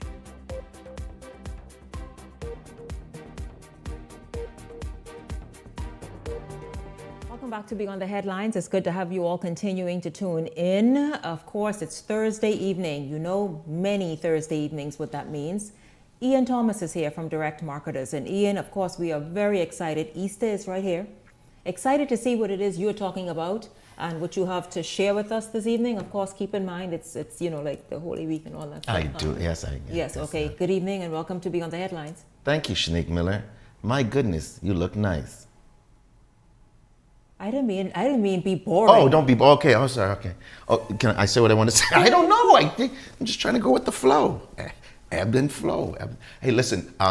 Good evening, ladies and gentlemen. My name is Ian Thomas. That's right. And I am here from Direct Marketers. That's it. I'm here from Direct Marketers. Direct Marketers is a marketing company where we specialize in radio, TV, print, and social media. So if you have a business or a business idea, and you want to know how viable it is, please feel free to give me a call at 552-0212.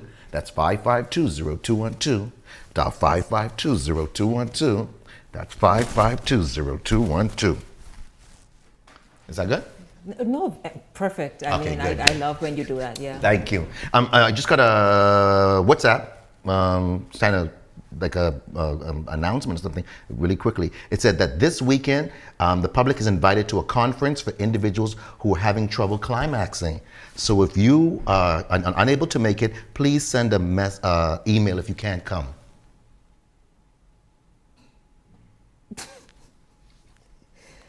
Wow. Tough crowd. So on with the show. So Shanique, you use ChatGPT to help you out. No, Chat. Because it would have been funny if No. Hey, listen here, man. Hey, listen here, Shanique. Wow. You know, some nights are ordinary, and then you can take a night and just turn it to be like extraordinary, which is kind of thing, which you're kind of geared towards if you want to have a great time. So individuals I've spoken to about this company before, which is Bella Signature Restaurant. Bella Signature Restaurant. It's a restaurant, and they also have rooms. So it's a I would call it a boutique hotel. Mm-hmm. And what I love about it, it's right in the middle of town. Mm-hmm. So let me say with the location. First of all, if you're on the... And even though it's right in the middle of the town, it's so exclusive because it it's is. high walls. It is. So you would kind of just there. It is. And you just disappear on another island. Yes. And individuals go there and they have a good time, take their family. And if you're coming down from the family island, and you say, you know what, I don't want to stay at my cousin's house, having to sleep on the floor or in some guest room or anything like that. You said, I want my own spot. You can go to Bella Signature Suites. What should I do? Should I give the phone number? I'll give the phone number. Hey, I'm living crazy today. 356-3396. 356-3396. 356-3396. Absolutely gorgeous rooms. I didn't get a chance to say the location. So if you're on the red light of Prince Charles and Soldier Road, you turn right, that's heading north, and you go down about 200 yards, you look to your left, you'll see it. Absolutely beautiful building. A lot of people would say, you talking about the Stubbs family property? Yeah, that's where it is, where they used to have a plant nursery. If you go too far and you reach Woodlawn, you're not there, you've already passed it. So it's right there on the left-hand side, absolutely gorgeous building. And tell people like it's walled in. It's walled in, it's walled in. It's a nice, beautiful light color. And yes, a lady said that she came across it because she was going to the pharmacy, which is Bonaventure. So Bonaventure is attached right to the building, so you can kill two birds with one stone. So it's a wonderful place. I'm here at this camera. Okay, so it's Bella Signature Suite. They want to let you know this Saturday, you ain't got nothing to do. You want to do something nice? You want to go to Bella Signature Suite Saturday, that's March 28th, from 7 p.m. to 10:30 p.m. And they're going to have a wonderful dining experience unlike anything they've seen before. Bella Signature Restaurant invites you to something called Fire and Wine, a chef's table experience. This will be an unforgettable evening where fire meets flavor. Every dish is crafted to excite your senses. You can indulge in the boldest flavors, all fired up, masterfully prepared, and perfectly paired with exquisite wines by Black Sails. Now, Black Sails is the brand name of the wine. I don't know if you know that. I know Shanique Miller, she only drinks certain things, but it's anyway. I digress. This exclusive culinary experience is brought to you by the Shanique Miller. Please, in the name of Jesus, stop making me laugh, man. I have nothing to say. I can tell you just what the man told me the other day who's true by the bully pill. Shanique Miller, I plead the blood of Jesus on you, you know. Oh my God, he buys the bully pill? He buys the bully pill. He better plead the blood of Jesus over him and it. Hey, listen here, man. Hey, listen here. Chef Laurent Culmer. He is amazing. in the kitchen, on the grill, whatever, whether it comes to meats or fish or whatever. Chef Laurent Culmer, chef's kiss. He does an amazing job. It's the company, the restaurant, and the hotel, the boutique hotel, is ran by the Culmer family. Wonderful group of people. I've been working with them. I think over 15 years. Incredible family, and they said they're promising to take you, or he's promising to take you, on a journey of taste, aroma, and pure indulgence. This isn't just dinner; it's a celebration of life. A perfect night to show someone special just how much you appreciate them. So if you are celebrating a birthday, anniversary, or a romantic evening, you simply want to treat yourself and that special person to something extraordinary, you're definitely gonna surprise them and wow them with this signature night event. So seats are limited. Every time, listen here, I was there. I drove by like 3 weeks ago. The place was crowded. Now, not crowded to the point where it's uncomfortably crowded, but it was crowded like it has a nice group of people. You want to sit down and have a nice conversation with like-minded people, meet a nice person, rub shoulders with the who's who. But you don't. It's not this exquisite club where you feel like, hey, I'm not wanted. You're gonna feel a part of everything. The restaurant is gorgeous. You're sitting down, you're eating, and the walls are adorned with these gorgeous paintings. A lot of Bahamian artisans have their artwork on the wall. So it's so well put together, and I just can't stop raving about it. So it's Bella's Signature Suites, but we're talking about the restaurant right now. This Saturday coming, March 28th from 7 to 10:30 p.m. The phone number, if you want to reserve a table, 356-3396. 356-3396. That's 356-3396. A lot of people say, Ian, say it like more than once or twice, because sometimes people are dyslexic. It's not a bad thing being dyslexic. Come on. But no, if you hear it more than once, it becomes a part of you, kind of like 552 0212. So it resonates, Okay, so then. Go ahead. It's great. So if you want the WhatsApp number to reach them, 425-1826. That's 425-1826. Give them a call. This event is proudly presented by Chef Laurent Culmer in partnership with Black Sails, that's the wine company, and Cisco Bahamas. So don't miss it. It's going to be an incredible, wonderful time. Bring your family members, your friends, and everything. And if you're looking for a nice room, a nice getaway, just like Shanique Miller said, in the middle of town, this is where you need to go. It's like if you wanted to go to Paradise Island, I'm not going to call the name of the resort, or if you wanted to go to one of those resorts on the water out west, you're going to have that same feeling, but you're in the middle of town, and you're going to have that A1 5-star treatment. How do you feel about that, Shanique? Sounds good.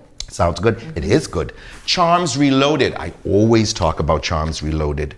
I used to talk about it in a different form because I just would go there and pick up food and then run away. But after they catered an event that we had, I mean, everyone just craves about the food.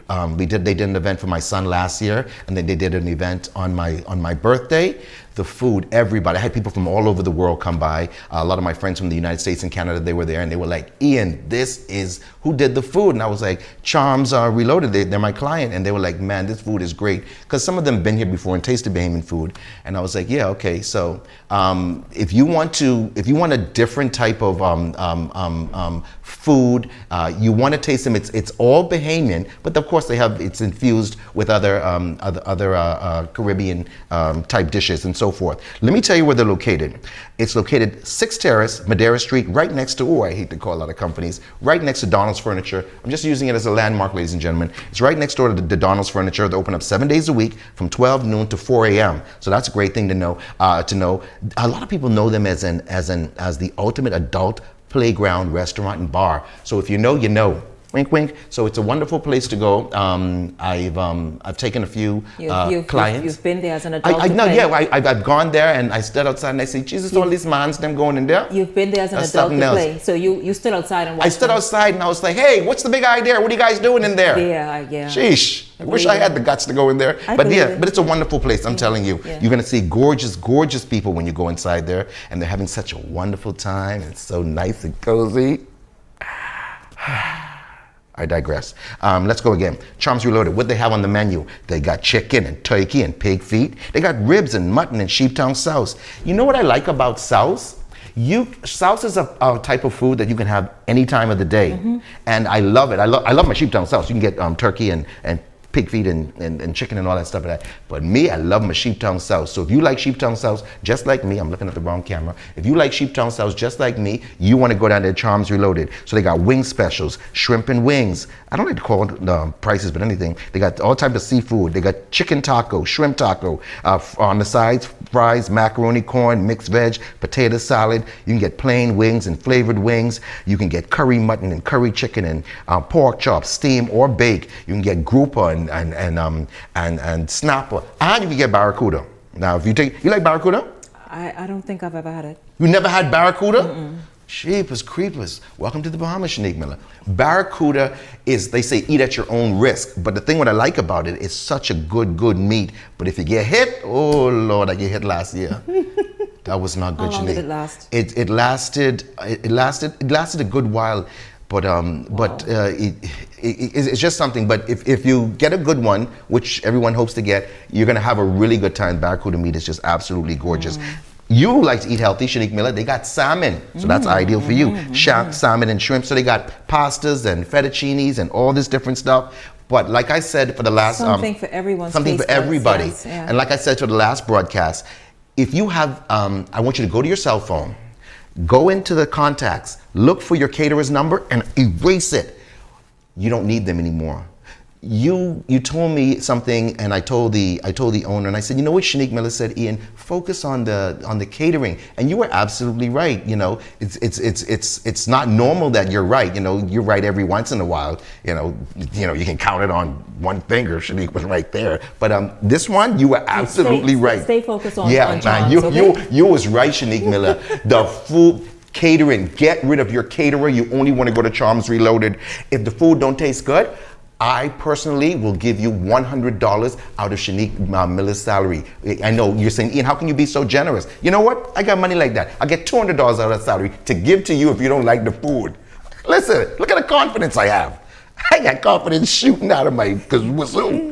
Listen. So go to Charms Reloaded. Let me get the phone number one more time. Charms Reloaded. Charms Reloaded. Phone number is, I missed the phone number, 677-3992. 677-3992. One more time, Charms Reloaded, 677-3992. They located 6 Terrace, Madera Street, right next to Donald's Furniture. Child, you don't want to miss that.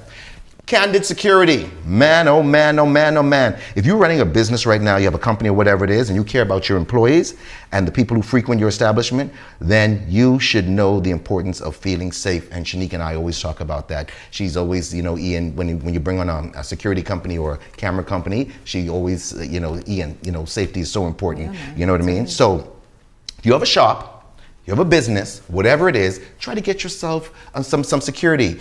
They call them man guards, but of course they can be in a female form too. Shanique Miller likes to say that men should solely have those positions, but they have female security guards. You don't think so? Well, it's like I said, sometimes an individual needs to be patted down, and a man can't pat down a woman. But you didn't think about that, did you? I did. Okay then, yeah. Okay, so if you have, like I said, if you have a business and security is important to you, you want to check out Candid Security. They are hiring right now. Nobody in the world. Where they're located? They have an office in Freeport, that's on Polaris Drive, and they have one in Nassau on Carmichael Road. So Candid provides unmatched security services, safe environment for banks and retail stores, restaurants and hotels, everything you need. They got highly trained, qualified security guards, and right now they are hiring. So if you know somebody with a clean police record who says, you know what, I want to change my career, I want to go into something different, you want to check out Candid Security. Uniforms are provided. All officers enjoy 2 weeks paid vacation every year, and they also have health coverage, which is a very big thing. You can even have the opportunity of working in the aviation field when you join forces with Candid Security. So like I said, check them out. If you are interested in moving in that area, they're hiring right now. You know someone who needs a job in Freeport on Polaris Drive and in Nassau on Carmichael Road. Check them out. Phone number in Freeport 352-5499, 352-5499, and in Nassau 361-5499, 361-5499. That's Candid Security. I hear the music, but I'm just going to say one or two things before I go. Ladies and gentlemen, you guys have been calling me right now. You said, Ian, my knee hurt. I got bad knee, man. Ladies and gentlemen, you want the compression knee band. This is only $25. You put it on, and all that discomfort goes away, especially you guys who go to the gym or individuals who walk in the evening time. This is ideal. Only $25 if you might be dealing with some old injury. And remember, when the cartilage in your knee is gone, boom, it never grows back. This camera keeps switching on me. Cartilage never grows back. Give me a call, 552-0212. Get yourself the compression knee band. Also, the blood pressure monitor, 65. You hear it talking?